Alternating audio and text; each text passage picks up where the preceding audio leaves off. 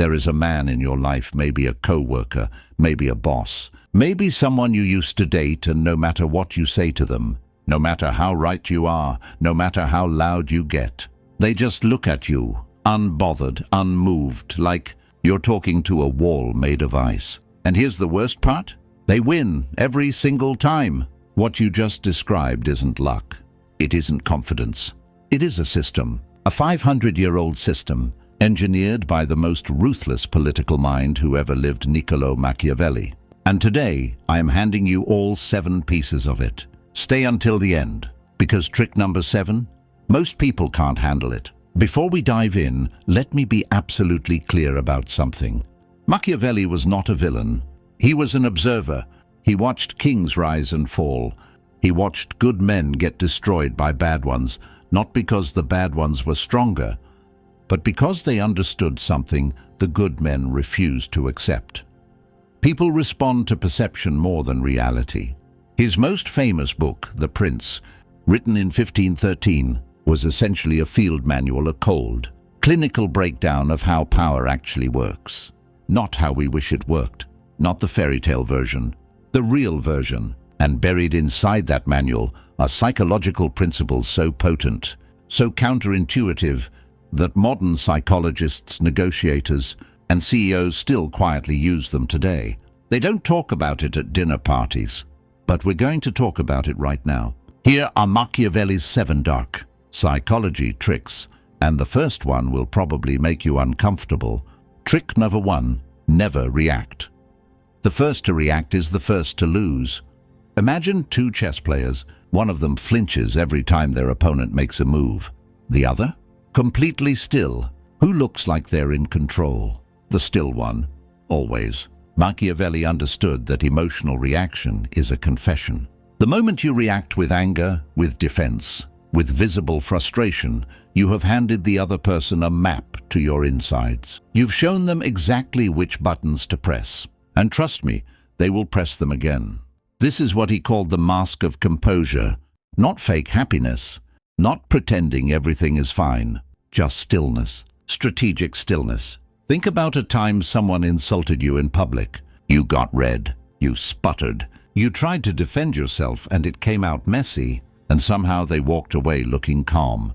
Who lost that exchange? Now imagine the same scenario, but this time you just pause.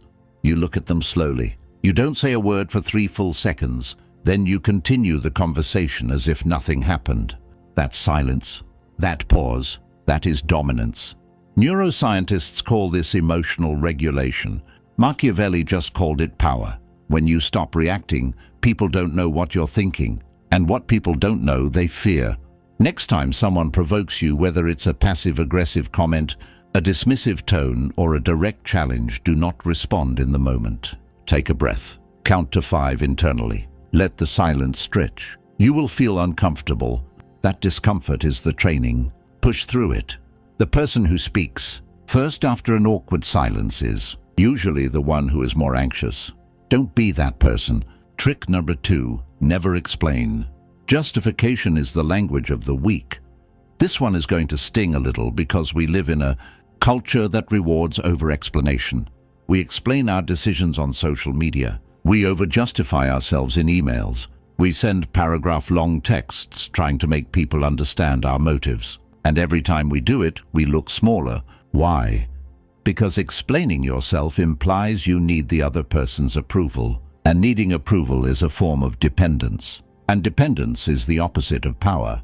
Machiavelli wrote that a prince who constantly explains his decisions invites everyone to question those decisions. But a prince who acts and moves forward without justification, he appears to operate from a higher authority, one that doesn't answer to the crowd. Think about the most powerful leaders you know in business, in history, even in your own life. Do they send emails that say, "I hope this makes sense," or "Sorry if this came off the wrong way"? No, they state, they decide, they move. Now there's a difference between explaining and communicating. You can absolutely provide context when it's genuinely useful. What Machiavelli is warning against is the apologetic explanation, the one you give because you're afraid someone won't like your choice. That kind of explanation smells like fear, and people can smell fear. For 1 full week, eliminate these phrases from your vocabulary. I just wanted to say, "Sorry, but I know this might seem weird, but..." And let me explain why I... Make your statements. Stand behind them. Watch how people's perception of you shifts within days. Trick number 3, ignore strategically. Attention is currency. Spend it like a miser. Here's a question. What is the most powerful thing you can take from another person? Not their money, not their status, their attention. Machiavelli knew that whoever controls where attention flows controls the dynamic. And the most devastating thing you can do to someone who is trying to provoke you, manipulate you, or undermine you is simply not acknowledge them. Not in anger, not in contempt, just genuine disinterest. This is called strategic ignorance, and it is psychological warfare wrapped in perfect calm. Every human being has a fundamental need to be seen, to matter, to register on other people's radar. When you consistently ignore someone's attempts to affect you, their drama, their provocations, their indirect digs, you are essentially telling their subconscious, "You do not register. You are not worth my energy." That message hits harder than any insult ever could. Now, and this is crucial, strategic ignorance is not the same as being rude or dismissive to everyone. It is selective. You are warm and engaged with people who deserve it. But for those who seek to destabilize you, you become a mirror that reflects nothing back. Identify one person in your life who consistently drains your energy through drama, passive aggression, or attention-seeking.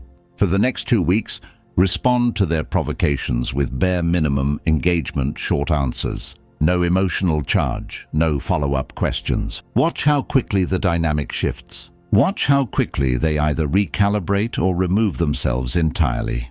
Trick 4, control the narrative. Men judge by appearances because they can see but few can touch. Machiavelli said something that most people consider cynical. I consider it one of the most practical truths ever written. Everyone sees what you appear to be. Few experience what you really are. Read that again.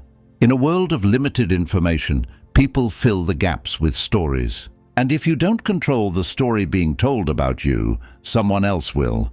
And their version? It won't be flattering. In the modern world, this plays out in 100 small ways. How you enter a room, what you choose to share publicly versus privately, whether you respond to gossip or let it die of starvation, the energy you broadcast when you walk into a meeting. Machiavelli's princes understood that reputation is not what you are, it's what people believe you are. And belief can be engineered. This doesn't mean being fake. It means being intentional. Most people are unconsciously broadcasting weakness through their apologies, their nervous laughter, their constant need for validation. The Machiavellian move is to become conscious of every signal you send. Do an audit of your digital and physical presence. What does the story look like? Does your body language in meetings signal confidence or anxiety? Does your social media profile tell the story of someone thriving or someone seeking approval? Begin making small, deliberate adjustments, not to deceive, but to align your outer presentation with the powerful person you're becoming internally. Trick number 5, use silence as a weapon. Silence is the loudest answer. Most people are terrified of silence. They fill it constantly. They talk when they shouldn't. They overshare in negotiations. They answer questions they weren't even asked, and in doing so, they hand over control of every interaction.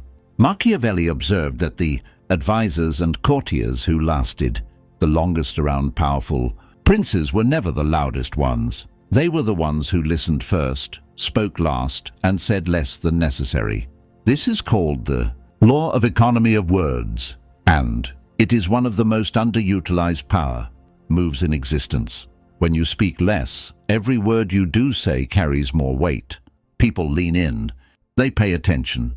They wonder what you're thinking. Silence also puts pressure on the other party. In negotiations, in arguments, in conversations, silence creates a vacuum, and humans instinctively rush to fill it, often giving away more than they intended. There's a famous story about a CEO who would sit through entire meetings without saying a word. His team would debate, argue, propose, And then right at the end, he would ask one single question, just one, and that question would reframe everything. People left those meetings talking about his brilliance. He hadn't said 10 sentences total. That's the power of restraint. In your next 3 conversations, especially contentious ones, make a rule. You will not speak until the other person has completely finished.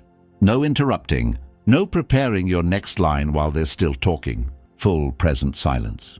Then pause for 2 seconds before responding. You will notice immediately how much more authority your words carry. Trick number 6. Let others defeat themselves. Never interrupt your enemy when they are making a mistake.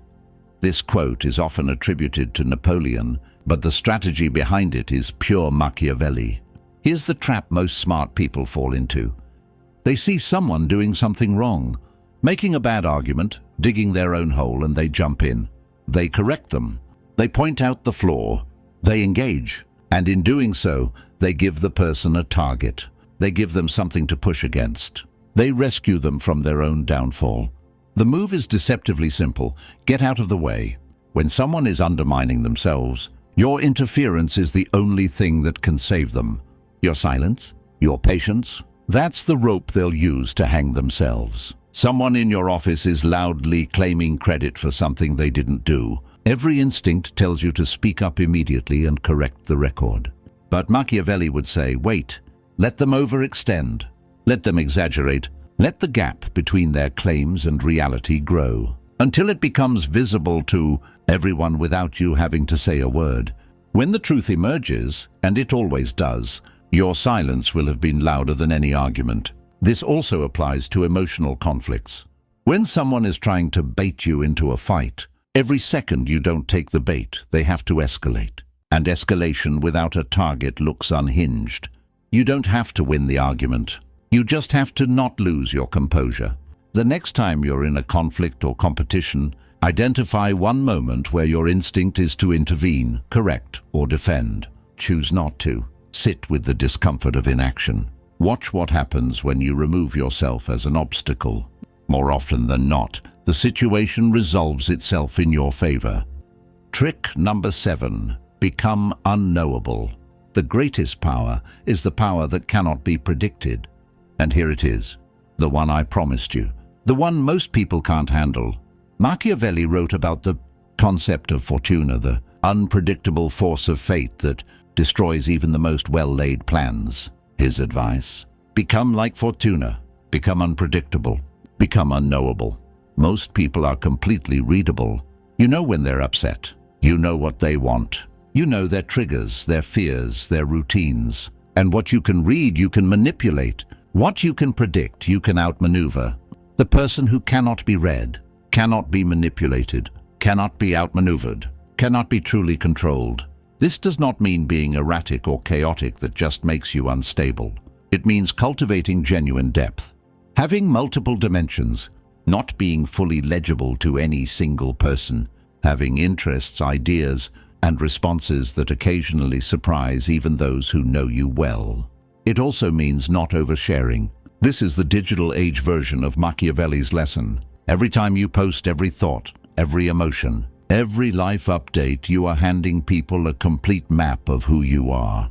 And maps can be used by enemies as well as friends. The most powerful people have a private interior life, a depth that only reveals itself in layers. You never quite feel like you've fully figured them out. And that mystery, that's magnetic, that's commanding, that's power. Start deliberately withholding one thing per day that you would normally share. Not out of deception, but as a practice in selectivity. Cultivate opinions you haven't shared. Develop projects people don't know about. Maintain some dimension of yourself that belongs to you alone. Slowly you will feel the shift from being a person that others feel comfortable around to being a person that others find fascinating. If this video shifted something for you, share it with one person who needs to see it. And if you want to go deeper into the psychology of power, influence, and human behavior, subscribe, because we're just getting started. I'll see you in the next one.